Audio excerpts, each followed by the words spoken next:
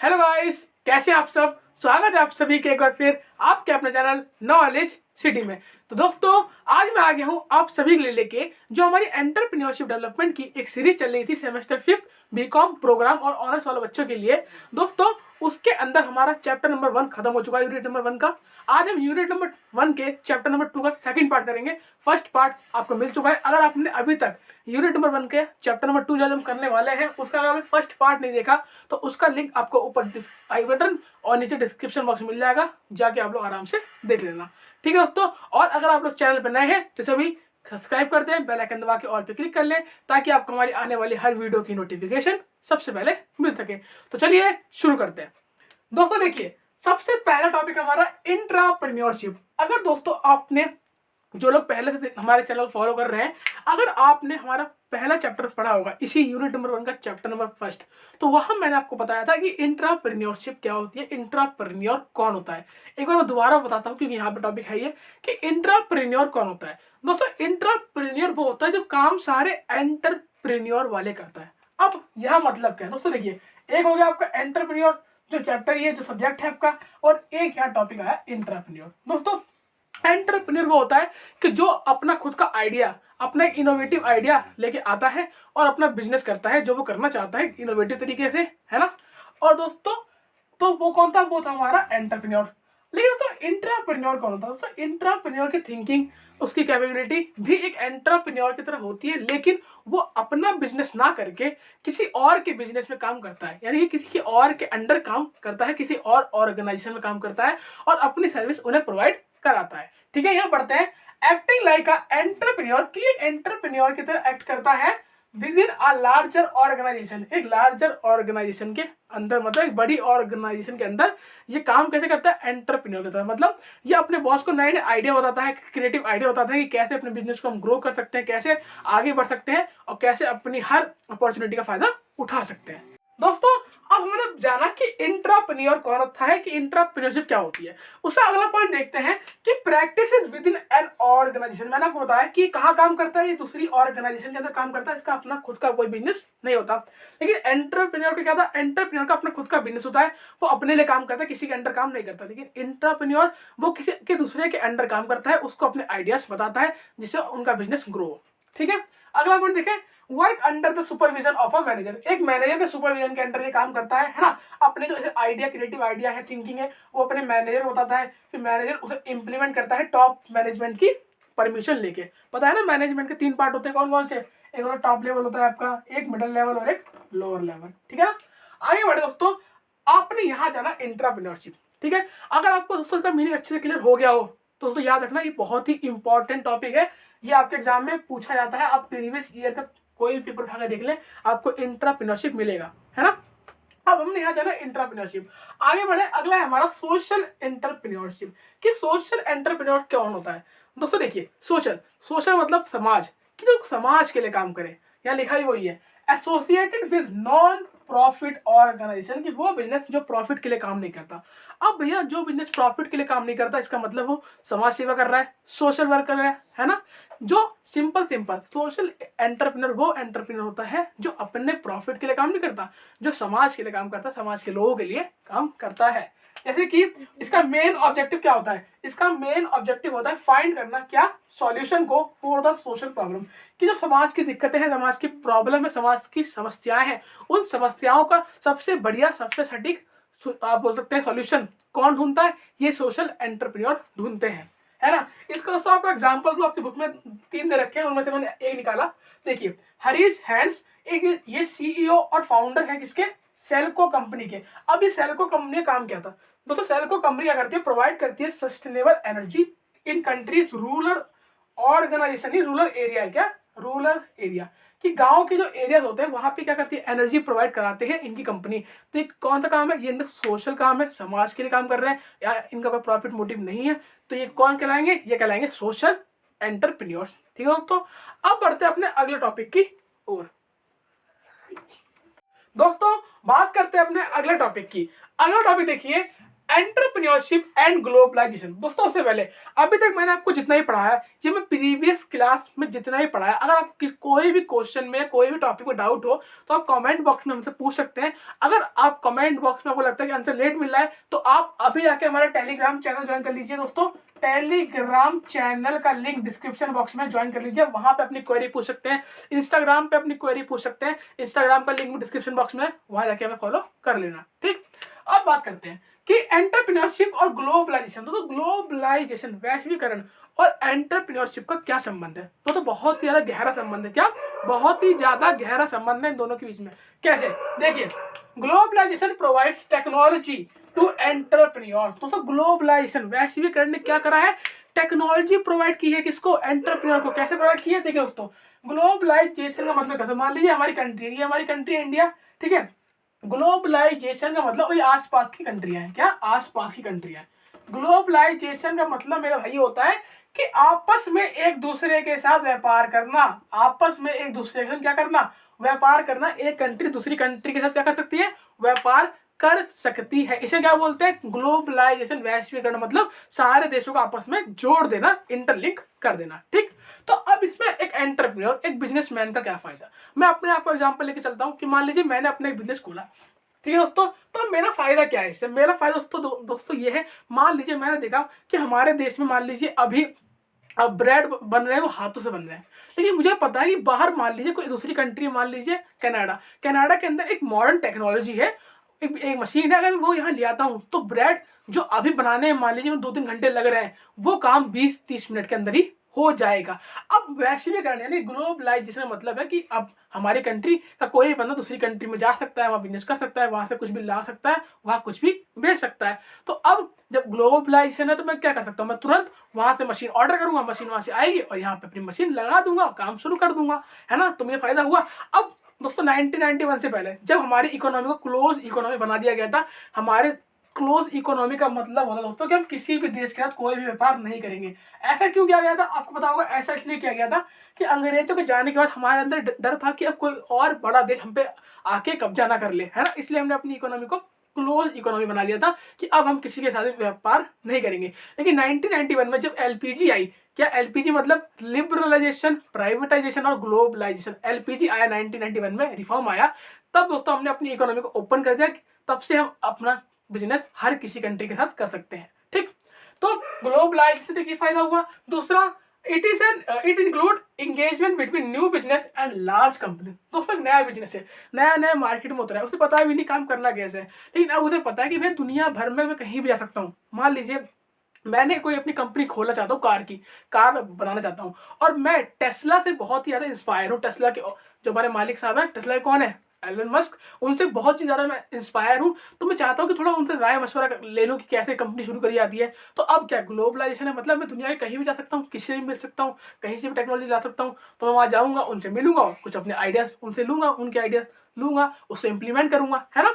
तो मुझे फायदा है ना कि मैं नया नया बिजनेस है, मैं बड़ी बड़ी ऑर्गेनाइजेशन मिल सकता हूँ, उनसे हेल्प ले सकता हूँ। ठीक है, अब दोस्तों अगला देखिए इसका पॉइंट है, अगला पॉइंट है इसका, entrepreneurship and new challenges of globalisation. अब दोस्तों ग्लोबलाइजेशन तो फायदे तो हैं, आपको पता है हर सिक्के के दो पहलू होते हैं। क्या?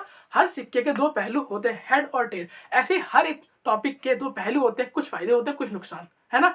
तो पहले बात करते हैं कि नुकसान, हर्डल्स, क्या समस्याएं क्या क्या है ग्लोबलाइजेशन से हमें। पहली समस्या है एक्सप्लॉयटेशन, शोषण।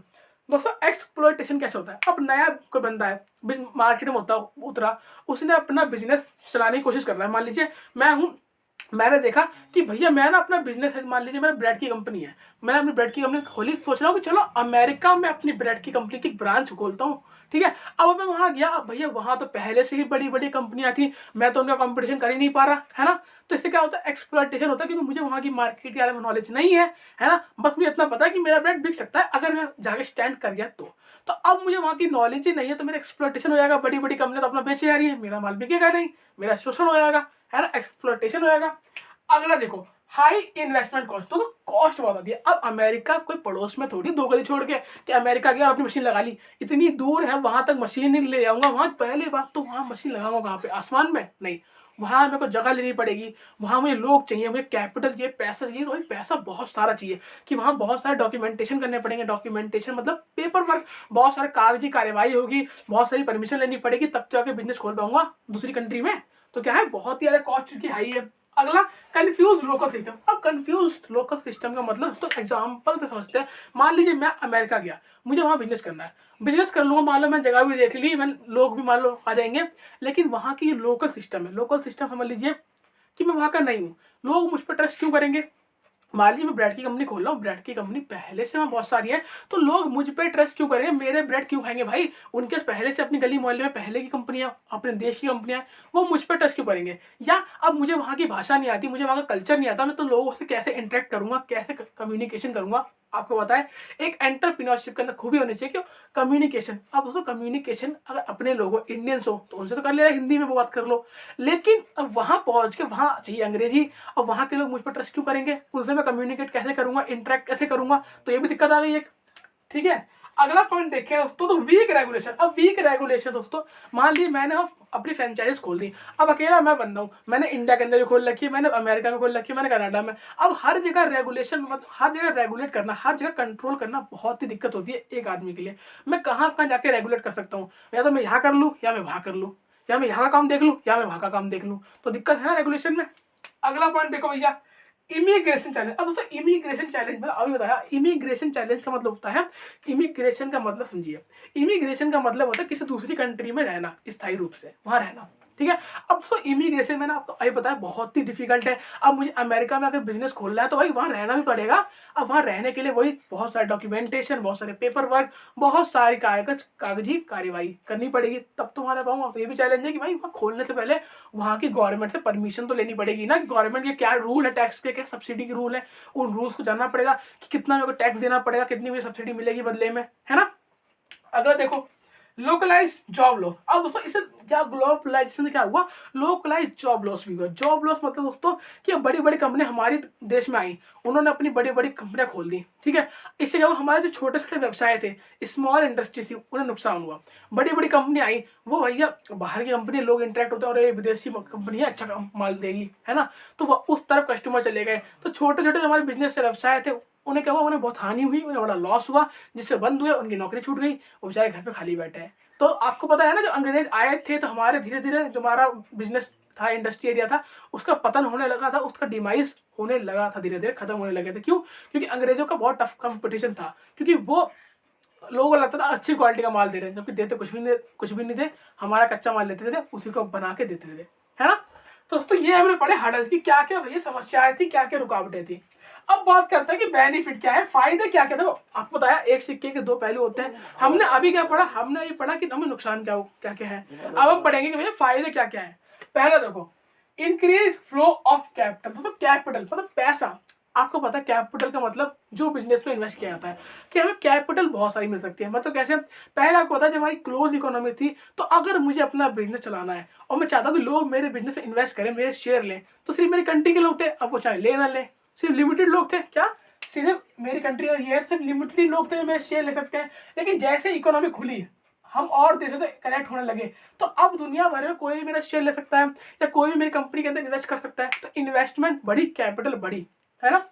आगे देखो, better product at lower price. दोस्तों बेटर प्रोडक्ट मिलने लगा लोगों को। कैसे? आपको बताइए, कंपटीशन बढ़ता है तो प्राइस कम होता है। हर कंपनी चाहती है कि हमारा माल बिके, तो वो प्राइस थोड़ा कम कर देती है।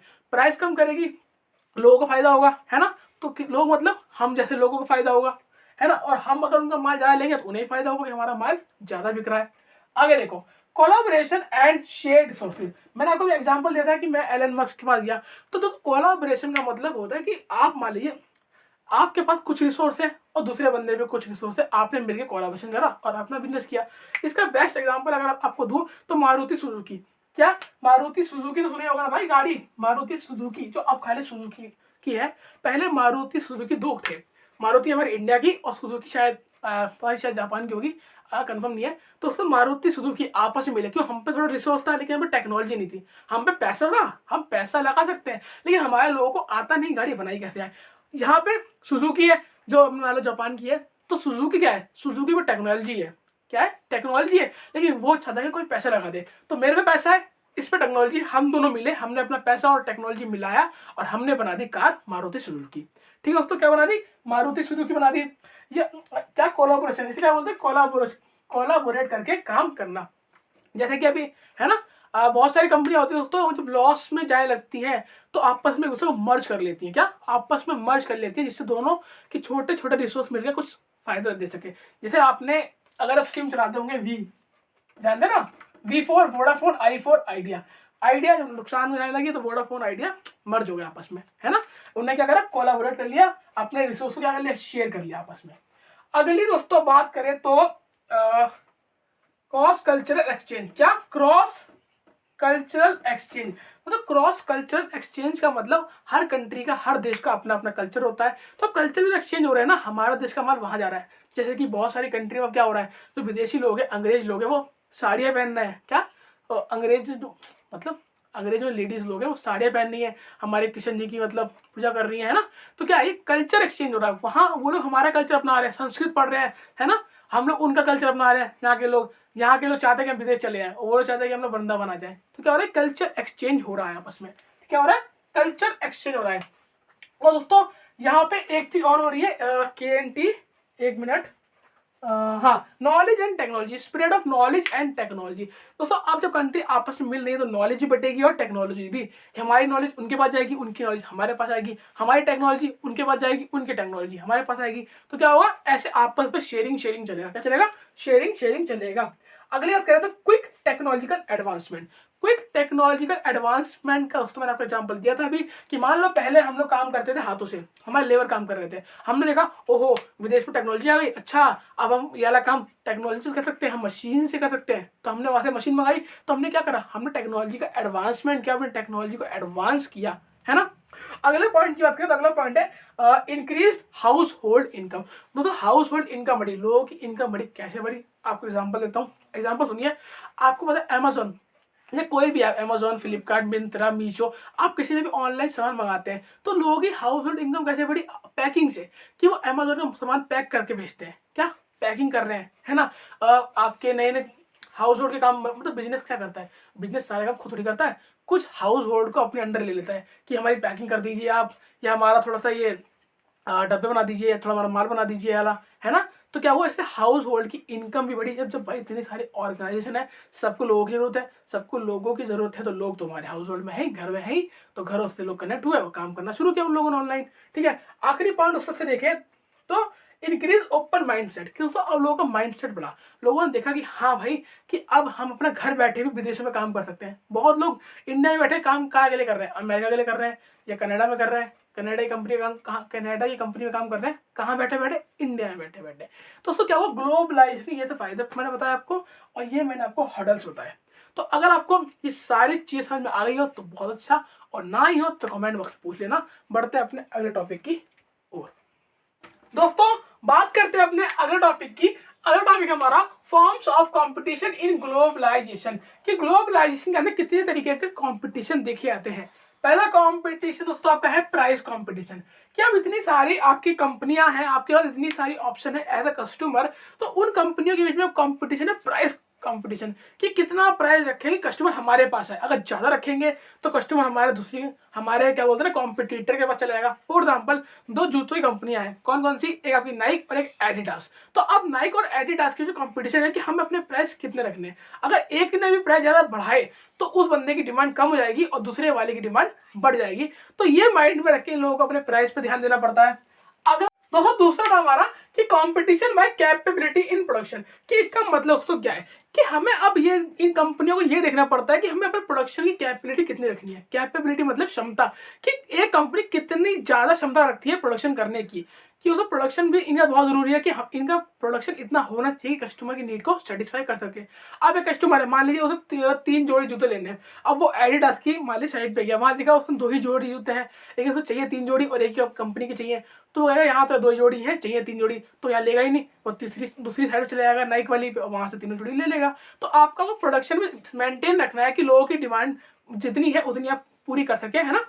अगले दोस्तों बात करें कि competition by high quality service, कि आपकी क्वालिटी कितनी बढ़िया है, क्वालिटी कितनी प्रीमियम है आपकी, कि कस्टमर आपके तरफ अट्रैक्ट हो, आपके प्रोडक्ट की तरफ अट्रैक्ट हो। तो क्वालिटी भी आपकी बढ़िया होनी चाहिए, है दोस्तों। अब बढ़ते हैं अपने अगला टॉपिक जो कि है role of entrepreneurs in economic development. कि इकोनॉमिक डेवलपमेंट में भैया एंटरप्रेन्योर क्या रोल है, क्या योगदान है। पहला योगदान दोस्तों देखिए, प्रमोट्स कैपिटल फॉर्मेशन। मैंने आपको पहले भी समझाया था कि कैपिटल का फॉर्मेशन करता है, पूंजी बढ़ाता है, पैसा आप कोई भी कंट्री में बैठिए किसी भी कंट्री में इन्वेस्ट कर सकते हैं, है ना, उससे कोई से भी प्रोजेक्ट के अंदर आप इन्वेस्ट कर सकते हैं।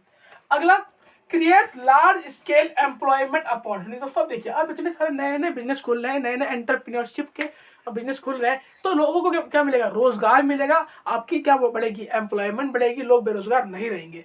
अगला पॉइंट देखें तो प्रमोट बैलेंस रीजनल डेवलपमेंट। अब दोस्तों रीजनल डेवलपमेंट का मतलब होता है दो क्षेत्र होते हैं, एक अर्बन एक रूरल। अर्बन मतलब शहरी और रूरल मतलब आपका जो ग्रामीण क्षेत्र है। तो दोनों क्षेत्रों का विकास करता है कौन, एंटरप्रेन्योरशिप। कैसे कि भैया आपने देखा कि ग्रामीण क्षेत्र है, यहाँ पे मान लो फूड इंडस्ट्री नहीं है, आपने वहाँ पे फूड इंडस्ट्री लगा दी। फूड इंडस्ट्री लगाओगे तो गाँव के लोगों को काम भी मिलेगा और वहाँ पे आपका डेवलपमेंट भी बढ़ेगा। तो आप गाँव को शहर के बराबर लाने में भी मदद कर रहे हो, मतलब रीजनल डेवलपमेंट भी कर रहे हो आप। अगला देखा, reduce concentration of economic power. Economic power मतलब इकोनॉमिक पावर कौन सी कंट्रियाँ होती है, वो होती है जिनकी वेल्थ अच्छी होती है, जिनकी आप कहते हैं ना कि उनकी ग्रोथ अच्छी होती है। ग्रोथ अच्छी कैसे होती है, ग्रोथ उसकी कोई उसका प्राइम मिनिस्टर कोई का प्रेसिडेंट नहीं करता, वहाँ के जो आपके बिजनेसमैन है वो करते हैं। वहाँ का बिजनेसमैन अगर अपना बिजनेस अच्छा ग्रो करेगा, अच्छा पैसा कमाएगा, तो उसी कंट्री का नाम भी टॉप पे आएगा इकोनॉमिक पावर में। तो अगर एक एंटरप्रेन्योर अपना बिजनेस अच्छे से करता है तो अपने साथ साथ क्या करता है, अपने देश की इकोनॉमिक पावर को भी इंक्रीज करता है लिस्ट के अंदर, है ना। अगली बात करें दोस्तों तो वेल्थ क्रिएशन एंड डिस्ट्रीब्यूशन। एक एंटरप्रेन्योर क्या करता है, एंटरप्रेन्योर दोस्तों क्या करता है, वेल्थ क्रिएट करता है। क्या बिजनेस करके वेल्थ क्रिएट करता है, पैसा जनरेट करता है और उस पैसे को क्या करता है, डिस्ट्रीब्यूट करता है। कहाँ का, अपने लोगों के बीच में भी और सोसाइटी के बीच में भी। हमने पढ़ा था ना क्या, सोशल एंटरप्रेन्योर की सोसाइटी से जहाँ से वो रिसोर्सेज ले रहा है, जहाँ के रिसोर्सेज यूज कर रहा है ना, तो वहाँ पे भी उसका डेवलपमेंट करना जरूरी है ना। तो हर जगह पैसा डिस्ट्रीब्यूट करता है, गवर्नमेंट को टैक्स देता है, लोगों को सैलरी देता है ना। अगले पॉइंट क्या करें तो increasing gross national product and per capita income, कि देश की ग्रॉस नेशनल जीडीपी और आपकी पर कैपिटा इनकम को बढ़ाने में भी एक एंटरप्रेन्योर मदद करता है। अब ये मदद कैसे संभव हो पा रही है, ग्लोबलाइजेशन की मदद से, है ना। एक एंटरप्रेन्योर कैसे कर पा रहा है, ग्लोबलाइजेशन का भी इसके अंदर बहुत बड़ा रोल है। अगला दोस्तों बात करें तो improvement in the standard of living. दोस्तों लोगों के जीवन है उसका स्टैंडर्ड ऑफ लिविंग बढ़ा रहा है। मतलब पहले दोस्तों अगर आपको एग्जांपल दूं, पहले ठंडा पानी क्या था, मटके का पानी पीते थे, जो कि बेस्ट ऑप्शन है। अब क्या हो गया, फ्रिज आ गया, जिससे आपकी सब्जियां जल्दी खराब नहीं होंगी, फ्रिज आपके पास ऑप्शन आ गया। पहले गर्मी में लोग रहते थे, पंखे आ गए, कूलर आ गए, एसी आ गए। पहले लोग समाचार कैसे सुनते थे, रेडियो से, टेलीविजन आ गई। तो ये क्या हो रहा है, ये स्टैंडर्ड ऑफ लिविंग लोगों की बढ़ रही है, लोगों के जीवन जीने की जो कह सकते हैं ना आप एक स्टैंडर्ड है, उसको बढ़ाया जा रहा है एंटरप्रेन्योर के द्वारा। ये लाया कौन है, ये टीवी, ये फ्रिज, ये कूलर कौन लाए, एक बिजनेसमैन लाया। एक बिजनेसमैन कौन है, वो एक एंटरप्रेन्योर है, ठीक है।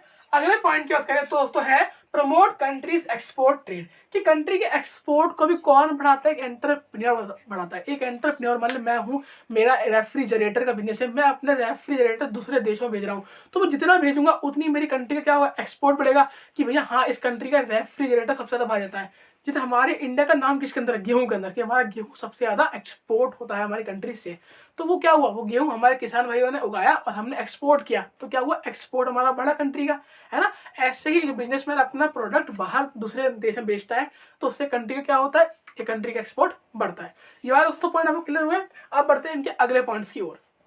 दोस्तों बात करते हैं इसके लास्ट 2 पॉइंट्स के बारे में। ये पॉइंट पढ़ते हमारा चैप्टर यहाँ फिनिश, और इसी के साथ हमारी यूनिट भी फिनिश हो जाएगी, ठीक है। देखते हैं, induce backward and forward linkage, इसका मतलब क्या है। तो इसका मतलब आपको पता है, कोई बिजनेसमैन है जो बिजनेस करता है, तो हम सबको पता है कि फ्यूचर कैसा है, फ्यूचर अनसर्टेन है, कैसा है, अनिश्चित है। किसी को नहीं पता कि कल को हमें प्रॉफिट होगा या हमें लॉस होगा, लेकिन फिर भी एक बिजनेसमैन, एक एंटरप्रेन्योर अपना काम अच्छे से करता रहता है, अपना प्रॉफिट के लाभ के लिए, है ना, कि उसे भी नहीं पता प्रॉफिट होगा या नहीं होगा, लेकिन फिर भी अपना काम करता रहता है, अपना आउटपुट निकालता रहता है ना। क्या करता है वो अपने बैकवर्ड को अपने फॉरवर्ड से लिंक करता है, कि कल जो किया उससे बेटर आज करना है, और जो आज कर रहा हूँ इससे बेटर मुझे कल करना है। प्रॉफिट हो या ना हो पता नहीं, लेकिन अपना काम डे बाय डे इंक्रीज करता रहता है, अच्छा करता रहता है, अपने काम की क्वालिटी को बढ़ाता रहता है। ठीक है, अगला पॉइंट देखें तो फैसिलिटेट ओवरऑल डेवलपमेंट, कि ये हमेशा ओवरऑल डेवलपमेंट की ओर ध्यान देता है, कि सिर्फ अपना विकास नहीं, सबका विकास। कहते हैं ना, सबका साथ सबका विकास, कि खुद का विकास भी हो, अपने जो एम्प्लॉय काम करते हैं उनका विकास भी हो, अपने देश का विकास भी हो, अपने देश का एक ट्रेड अच्छा बने और देशों के साथ, तो सबके विकास पे फोकस करता है आपका एंटरप्रेन्योर। तो दोस्तों ये था हमारा आपका टॉपिक, ये भी हमारा टॉपिक खत्म हो गया। क्या था टॉपिक दोस्तों? इसके आपको 10 पॉइंट थे, मैंने आपको 10 के 10 पॉइंट अच्छे से समझा दिए हैं, है ना। तो इसी के साथ दोस्तों हमारा चैप्टर खत्म हो गया, रोल थे, रोल खत्म हो गए। अब दोस्तों हमारा चैप्टर इसी के साथ खत्म हुआ, यूनिट नंबर 1 फिनिश हुई। दोस्तों मैंने आपको सारे इंपॉर्टेंट टॉपिक जो चैप्टर के थे वो करा दिए हैं। इसके बाद टॉपिक अगर आप देखेंगे तो है ग्लोबलाइजेशन के फायदे नुकसान, वो भी मैं आपको समझा चुका हूँ। जब मैंने आपको ग्लोबलाइजेशन पढ़ाया था ना, उसी समय समझा दिया, इसलिए वही लिखा हुआ उसके अंदर, इसलिए उस पर नहीं गए। ठीक है, तो इसके साथ चैप्टर खत्म हुआ। अगर आपको अच्छा लगा हो ये वीडियो तो इसे लाइक करें, कमेंट करें, शेयर करें। अगर वीडियो थोड़ी लंबी हो गई हो तो उसको देख लेना, क्योंकि आपके लिए बहुत जरूरी पढ़ाया इसके अंदर, है ना। अब दोस्तों कल स्टार्ट करेंगे अपना नया यूनिट का नया चैप्टर। ठीक है दोस्तों, नया साल भी है, आज हमारे साल का आखिरी दिन है, यानी कि 31 दिसंबर। ये साल दोस्तों जैसा भी गया, सब बातों पे मिट्टी डालिए, जो भी आपके संग अगर बुरा भी हुआ है तो छोड़िए। नया साल आ रहा है, नए साल को एक अच्छे जोश, एक अच्छे उल्लास के साथ मनाएंगे, और नए साल में अपना प्रतिज्ञा करेंगे कि जो हम इस साल नहीं कर पाए उसको अगले साल जरूर करेंगे। ठीक है दोस्तों, तो इसी आशा के साथ चलता हूँ और मिलूंगा आपको नेक्स्ट क्लास में। उससे पहले अगर आपने अभी तक हमें टेलीग्राम पे दोस्तों फॉलो नहीं किया तो टेलीग्राम चैनल का लिंक डिस्क्रिप्शन बॉक्स में जाके वहां से फॉलो कर लेना। ठीक है, मिलता हूँ नेक्स्ट क्लास में, तब तक के लिए गुड बाय।